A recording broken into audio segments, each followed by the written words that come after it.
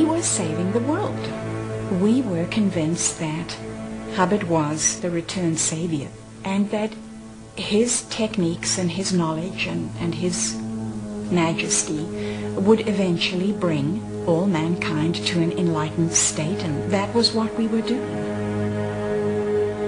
There were some things about him that I did feel were rather dangerous. I fell so much under his spell that I told my roommate, if ever I told you I was going to marry this man, she should tie me up and not allow me out of the house. I was overwhelmed. Here I am in the presence of the most important individual in the cosmos. I mean, you know, this isn't just like meeting a film star or something. I'm meeting God with plus signs.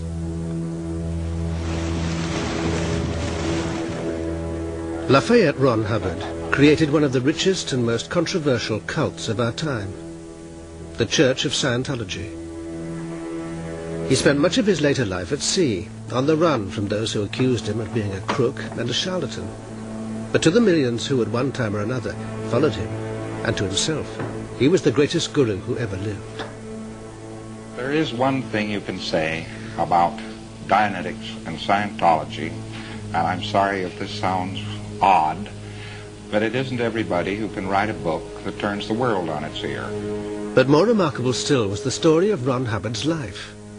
The story of a science fiction fantasist turned self-proclaimed messiah.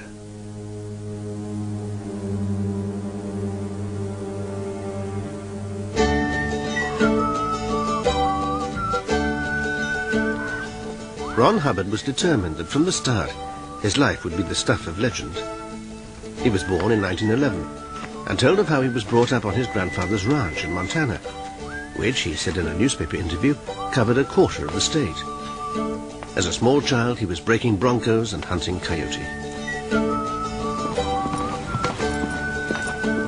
He claimed he grew up with old frontiersmen and cowboys, and even became a blood brother of the local Blackfoot Indians. These were all splendid tales, but all that is known for sure is that while he did used to visit a small livery stables his grandfather owned, he was brought up in an ordinary home, the only child of ordinary American parents. Towards the end of World War I, his father joined the American Navy, and the teenage Hubbard spent holidays in Guam, where the family was stationed. He traveled in China and the East. With a taste for adventure, he went prospecting for gold in Puerto Rico, and as a student, even led a sea exploration to find pirates' haunts in the Caribbean. But he couldn't resist gilding the lily. A Scientology book later recorded his claim to have communed with native bandits in the high hills of Tibet. But there's no evidence he ever went to Tibet.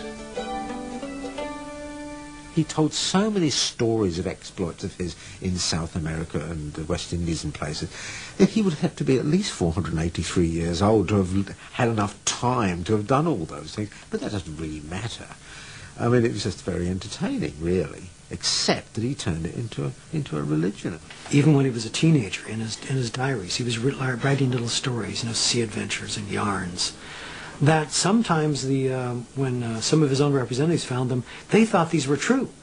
There was an escapade of him fighting an octopus that once one of his personal representatives was telling us a true story, and I tried to point out to her later, no, this is just one of his stories that he's interspersing with his private diaries. When he was 22, Hubbard married his first wife, Polly. They went to live on Puget Sound in Washington State, and soon had 2 children. Hubbard's joy in life was sailing and exploring, but now he had to settle down and earn some money.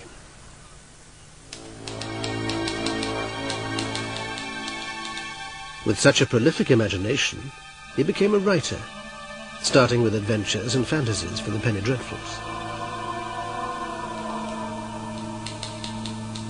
Then he turned to science fiction and became a bestseller. 2 books, Final Blackout and Fear, were considered sci-fi classics. But Hubbard's most amazing story was about himself.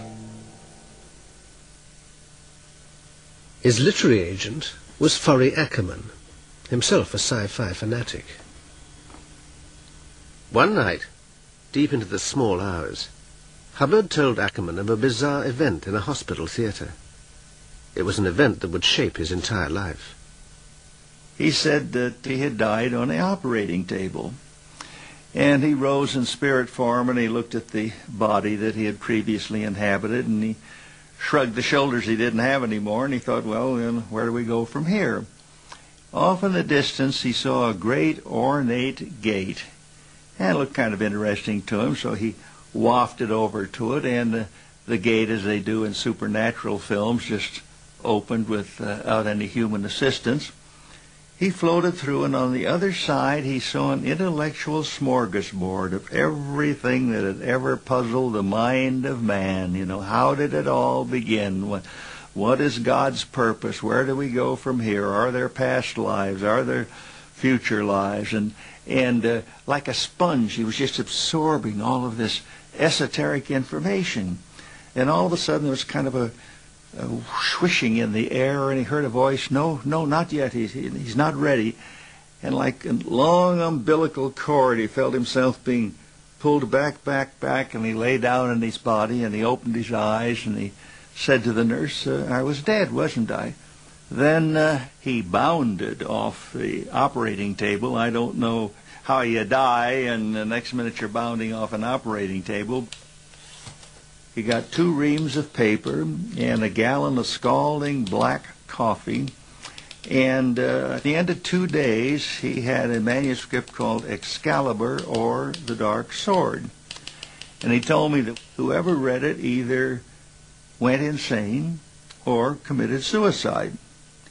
And he said the last time he had shown it to a publisher in New York, he walked into the office to find out what the reaction was. Publisher called for the reader. The reader came with a manuscript, threw it on the table, and threw himself out of the skyscraper window.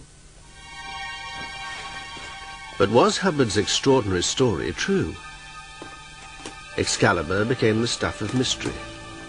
Hubbard told friends it was too dangerous to publish. But 40 years later, a treasure trove from Hubbard's early journals and manuscripts, believed to have been long lost, was discovered by his staff. There were 2.5 versions of Excalibur. I read them and I didn't go mad and didn't die. They also include the information within related writings that these came out of a nitrous oxide incident. Hubbard had a couple of teeth extracted, and it was while under the effect of nitrous oxide that he came up with Excalibur. Hubbard's death was in fact an hallucination under the effects of anesthetic. So what was the intellectual dish he'd fed on? It's not particularly revolutionary. The key to Excalibur was this great realization by Hubbard of survive as being the one command that all existence and all life and all people have. That became the basis for a lot of Dianetics and a lot of Scientology.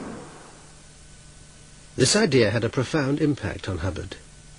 In a letter to Polly, he wrote, "I have high hopes of smashing my name into history so violently that it will take a legendary form."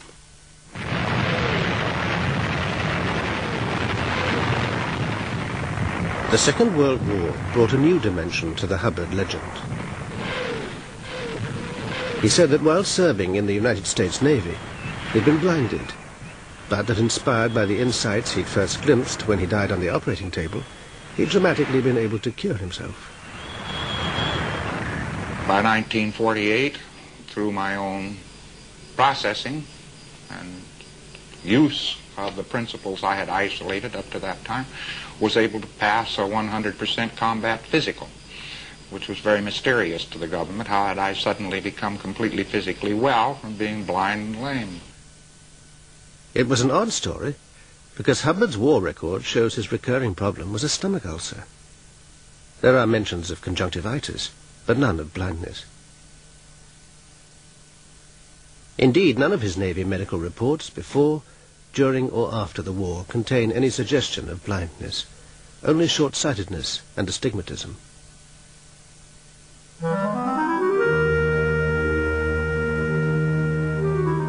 After the war, Hubbard went to Hollywood. As a successful science fiction author, he was a welcome visitor to the Los Angeles Science Fantasy Association. Its members recalled there was one power over the mind he undoubtedly did possess: hypnotism. Ron Hubbard came to our club, and he hypnotized all of the members except me. I wanted to remain in present time and watch what was going on. And I remember it was fascinating. He told one boy that he had a little kangaroo in the palm of his hands, and the boy was going all around showing everybody his little kangaroo that was hopping around. In writings and conversations, Hubbard began to speak of his new science of the mind.